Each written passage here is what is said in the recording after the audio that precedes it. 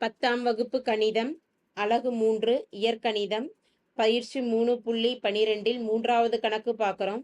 ஒரு பேருந்து 90 கிலோமீட்டர் தொலைவை சீரான வேகத்தில் கடக்கிறது. அதன் வேகம் 15 கிலோமீட்டர் பர் மணி அதிகரிக்கப்பட்டால் பயண நேரம் 30 நிமிடங்கள் குறைகிறது எனில் பேருந்தின் வேகத்தை கணக்கிடுக அப்படின்னு கேட்டிருக்கிறாங்க. பேருந்து கடக்கும் தொலைவு நமக்கு கொடுத்துருக்குறாங்க 90 கிலோமீட்டர் அப்படின்னு. வேகம் என்னன்னு தெரியாது. அப்ப பேருந்தின் வேகத்தை நம்ம என்னன்னு எடுத்துக்கலாம்னா எக்ஸ்ன்னு எடுத்துக்கலாம். பேருந்தின் வேகம் மணிக்கு எவ்வளோ கிலோமீட்டர் வேகத்துல செல்லுதுன்னு தெரியாது. அதை எக்ஸ் கிலோமீட்டர் பர் மணி என்க. வேகம், தொலைவு, நேரம் இவற்றிற்கான தொடர்புக்கான சூத்திரம் என்ன அப்படின்னா வேகம் ஈக்குவல் டு தொலைவு பை நேரம். இது அவற்றிற்கிடையேயான தொடர்பு. இங்கே நம்ம கணக்கிட வேண்டியது என்ன? பேருந்தின் வேகத்தை தான் கணக்கிடணும். ஸோ பேருந்தின் வேகம் எக்ஸை கணக்கிடணும். இதில் நேரத்திற்கு உண்டான தொடர்பு தான் கொடுக்கப்பட்டிருக்கு. அப்போ நேரம் எழுதிக்கலாம். இங்கே இந்த சமன்பாட்டிலிருந்து நேரம் கொண்டு வந்துடலாம். இடது பக்கம் இருக்கக்கூடிய வேகமானது கீழே கொண்டு போயிடலாம். வலது பக்கம் இருக்கக்கூடிய டினாமினேட்டரில் இருக்கக்கூடிய நேரத்தை இடது பக்கம் கொண்டு வந்துக்கலாம். ரெண்டையும் இடமாற்றி எழுதிட்டோம் அப்படின்னா மதிப்பெண்ணது தொலைவு பை வேகம். இதுல முதல் நிபந்தனை என்ன கொடுக்கப்பட்டிருக்கு? 90 கிலோமீட்டர் தொலைவை சீரான வேகத்தில் கிடைக்கிறது அப்படின்னு கொடுத்துருக்குறாங்க. நேரத்தை T1ன்னு எடுத்துக்கிறோம். முதல் நேரத்தை தொலைவானது 90 கிலோமீட்டர், 90 பை வேகத்தை என்னன்னு எடுத்திருக்கிறோம் எக்ஸ். இதே கேள்வியில அடுத்த நிபந்தனை என்ன கொடுத்துருக்குறாங்க? வேகம் 15 கிலோமீட்டர் பர் மணி அதிகரிக்கப்பட்டால் பயண நேரத்திற்கு உண்டான வித்தியாசம் 30 நிமிடம் குறைகிறதுன்னு கொடுத்துருக்குறாங்க. ஸோ அப்போ 15 கிலோமீட்டர் பர் மணி, மணிக்கு இவ்வளோ தூரம் அதிகரிக்கப்பட்ட வேகம் ஈக்குவல் டு ஆல்ரெடி உள்ள வேகம் எவ்வளவு? எக்ஸு. 15 கிலோமீட்டர் அதிகரிக்கப்படுது அப்படின்னா எக்ஸோட 15 கூட்டிக்கலாம். எக்ஸ் பிளஸ் 15 கிலோமீட்டர் பர் மணி. இப்போ இந்த தொடர்பை வச்சு நம்ம T2 எழுதலாம். மற்றொரு நேரம் கணக்கிட்டுட்டோம் அப்படின்னா தொலைவு அதே தொலைவு தான், வேகம் தான் நமக்கு அதிகரிக்கப்படுது 15 கிலோமீட்டர் பர் மணிக்கு. அப்போ எக்ஸ் பிளஸ் 15ன்னு கொடுத்துக்கலாம். T1 மற்றும் T2விற்கு இடையேயான வித்தியாசம் அரை மணி 30 நிமிடங்கள்னு கொடுக்கப்பட்டிருக்கு. T1 minus T2 equal to 30 நிமிடங்கள். நிமிடத்தில் இருக்கிறத மணிக்கு மாற்றிக்கலாம். ஏன்னா வேகமானது கிலோமீட்டர் பர் மணின்னு கொடுக்கப்பட்டிருக்கு. 30 நிமிடம் அப்படிங்கிறது அரை மணி நேரத்திற்கு சமம்.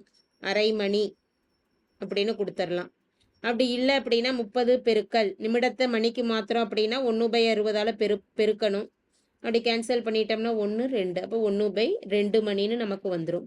T1 மற்றும் T2க்கு மதிப்புகளை பிரதியிடுவோம். T1 ஆனது 90/x மைனஸ் T2 ஆனது 90/x பிளஸ் 15 ஈக்குவல் டு 1/2. இடது பக்கம் 90 பொதுவாக வெளியில் எடுத்துட்டோம் அப்படின்னா பிராக்கெட்டில் மீதி நமக்கு என்ன இருக்கும்? ஒரு 1/x மைனஸ் அடுத்ததில் 1/x பிளஸ் 15 ஈக்குவல் டு 1/2. வலது பக்கம் இருக்கக்கூடிய 2ஆனது இடது பக்கம் வரப்போ பெருக்கல்ல வந்துடும். 2 பெருக்கல் 90. காமன் டினாமினேட்டர் இங்கே என்ன வந்துடும்? எக்ஸ் இன்ட்டு எக்ஸ் பிளஸ் 15ன்னு வந்துடும். ரெண்டையும் கிராஸ் மல்டிபிள் பண்ணிக்கலாம். 1 பெருக்கல் எக்ஸ் பிளஸ் 15 எக்ஸ் பெருக்கல் 1. அப்போ எக்ஸ் பிளஸ் 15 மைனஸ் எக்ஸ்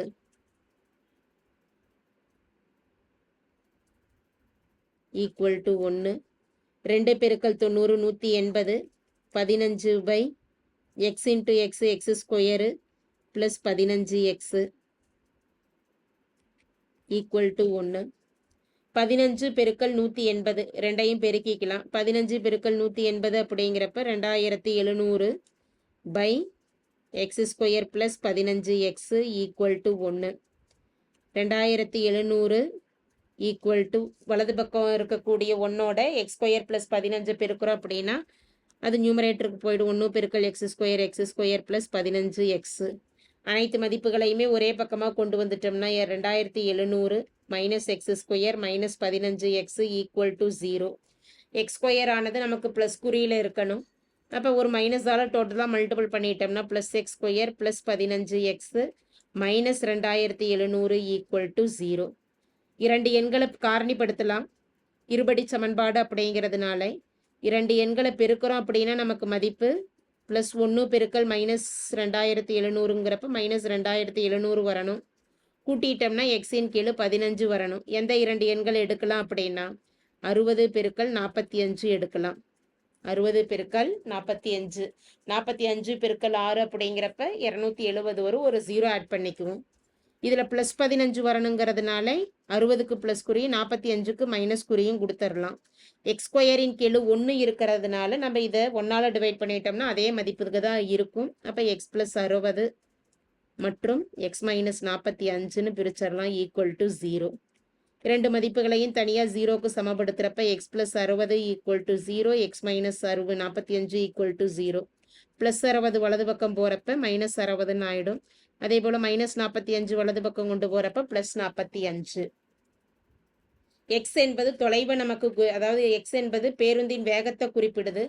வேகமானது நமக்கு எதிர்குறியில் அமையாது. எக்ஸ் ஈக்குவல் டு மைனஸ் 60 என்பது ஏற்புடையதல்ல.